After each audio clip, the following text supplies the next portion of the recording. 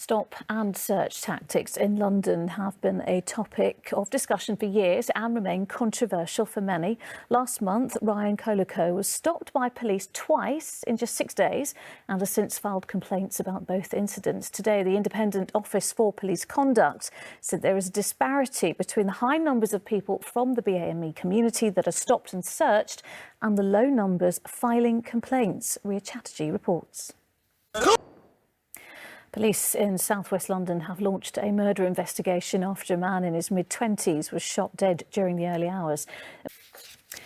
Next tonight, sickle cell anemia is an inherited blood disorder that can have life-threatening complications and is more likely to affect people from African and Caribbean backgrounds. Treatment often requires regular blood transfusions. The problem is there are more people living with sickle cell than there are active donors. Well, today on World Sickle Cell Day, a new campaign called the Black Blood Challenge has been launched. Let's take a look. And if you want more information about how you can become a blood donor, just head to our website. That's itv.com/London. Now, Christophe Lizier had been partnered with his guide dog Molly since 2011, but when the charity who brought them together said it was time for her to retire earlier this year, Christophe was left devastated. He says his social, emotional and mental life was affected. Then we went into lockdown, as Carolyn Sim reports. Now he lit up the stage and screen with his portrayals of King Lear and Bilbo Baggins, to name a few of his most iconic roles, with awards and nominations aplenty. Today, the acting world paid tribute to the extraordinary talent of Sir Ian Holm, who died in hospital aged 88. His agent said he passed away peacefully, surrounded by his family and carer. More from our senior correspondent, Ronke Phillips. Ian Holm, who's died aged 88.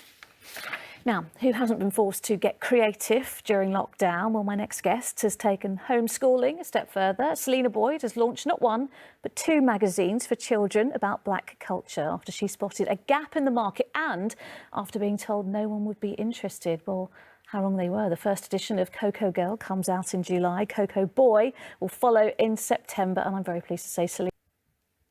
Sport now, and the wait is almost over for football fans in the capital. Premier League football returns to London this evening as Jose Mourinho's Tottenham side take on his former club Manchester United. But how will they fare in an almost empty stadium? Here's Antoine Allen. All right, weather now. Here's Aisling Creevy.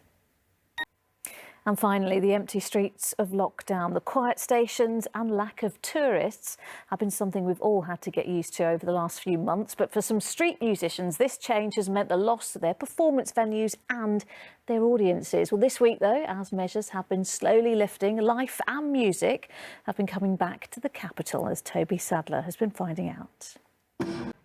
And that is it for now. We are back with the latest just before 11 o'clock tonight. Coming up, Charlene White with the ITV Evening News. But from me and the rest of the London team, bye-bye.